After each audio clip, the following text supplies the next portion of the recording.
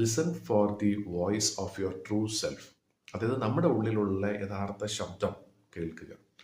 ഇതിന്റെ പർപ്പസ് എന്താണെന്ന് വെച്ചാൽ, ഇപ്പോൾ കഴിഞ്ഞ ദിവസം പറഞ്ഞ വീഡിയോയിൽ തന്നെ ഒരു കാര്യം ഇതായിരുന്നു. നമ്മൾ കാശിന്റെ പുറകെ ഓടുന്നതിന് പകരമായിട്ട് നമ്മുടെ യഥാർത്ഥ ജീവിതത്തിന്റെ യഥാർത്ഥ പർപ്പസ് എന്താണ്, ധർമ്മം എന്താണ് എന്നുള്ളത് കണ്ടുപിടിക്കുക. പക്ഷെ അത് കണ്ടുപിടിക്കണം എന്നുണ്ടെങ്കിൽ തീർച്ചയായിട്ടും നമുക്ക് നമ്മൾ പറയുന്ന, അല്ലെങ്കിൽ ഈ പ്രപഞ്ചം നമ്മളോട് പറയുന്ന കാര്യം നമുക്ക് കേൾക്കാൻ പറ്റണം. അതാണ് ഇന്നർ വോയിസ് എന്നിവിടെ ഉദ്ദേശിക്കുന്നത്. അത് നമുക്ക് കേൾക്കണം എന്നുണ്ടെങ്കിൽ തീർച്ചയായിട്ടും ശാന്തമായ ഒരു മനസ്സ് വേണം, ധ്യാനിക്കാനുള്ള ഒരു അന്തരീക്ഷം വേണം. അപ്പൊ ഇതൊക്കെ വേണമെന്നുണ്ടെങ്കിൽ നമുക്ക് പലപ്പോഴും നമുക്ക് തോന്നാറുള്ള ഒരു കാര്യമാണ്, സന്യാസിമാരെ സംബന്ധിച്ച് അവർക്ക് ബുദ്ധിമുട്ടൊന്നുമില്ല.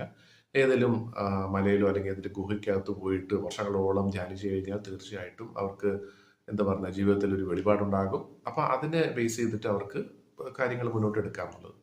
അപ്പം ഒരു കുടുംബമുള്ള, ഒരു ജോലിയൊക്കെ ഉള്ള നമുക്ക് എങ്ങനെ ഇത് എടുക്കാൻ സാധിക്കും എന്നുള്ളത് നമുക്കൊരു സംശയം തോന്നിയേക്കാം. അതിന് പറയുന്ന ഒരു കാര്യം എന്ന് വെച്ചാൽ, ഇപ്പം ഈ സെൻ ബുദ്ധ സന്യാസിമാർ പോലും പണ്ടൊക്കെ എന്ന് പറഞ്ഞാൽ അവരും ഈ പറഞ്ഞ പോലെ മലയുടെ മുകളിലും ഗുഹയ്ക്കകത്തൊക്കെ പോയിട്ട് ഒറ്റയ്ക്ക് താമസിച്ച് അങ്ങനെ ധ്യാനമൊക്കെ ചെയ്യുമായിരുന്നു. പക്ഷേ ഇന്നത്തെ കാലത്ത് ശരിക്കും പറഞ്ഞാൽ അങ്ങനെ ഒരു സാഹചര്യം എടുക്കേണ്ട ആവശ്യമില്ല.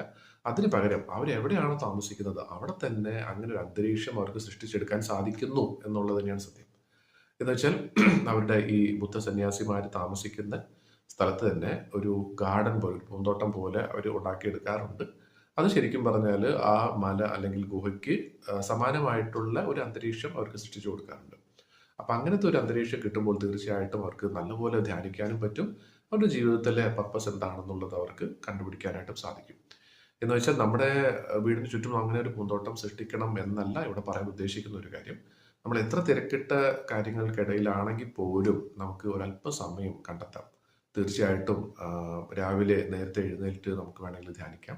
അതേപോലെ തന്നെ വൈകുന്നേരം ആണെങ്കിൽ പോലും എത്ര ബഹളങ്ങൾ പുറത്തുണ്ടെങ്കിൽ പോലും നമ്മുടെ മനസ്സിനെ നമുക്ക് തീർച്ചയായിട്ടും സ്ഥിരമായിട്ട് ധ്യാനം കൊണ്ട് ശാന്തപ്പെടുത്താൻ സാധിക്കുമെന്നുണ്ടെങ്കിൽ തീർച്ചയായിട്ടും നമുക്ക് ഒരുപാട് കാര്യങ്ങൾ നമുക്ക് ജീവിതത്തിൽ കണ്ടെത്താനും സാധിക്കും. അതുവഴി നമുക്ക് നമ്മുടെ ജീവിതത്തിന്റെ പർപ്പസ് എന്താണ്, ധർമ്മം എന്താണെന്നുള്ളത് നമുക്ക് മനസ്സിലാക്കാനും തീർച്ചയായിട്ടും സാധിക്കും.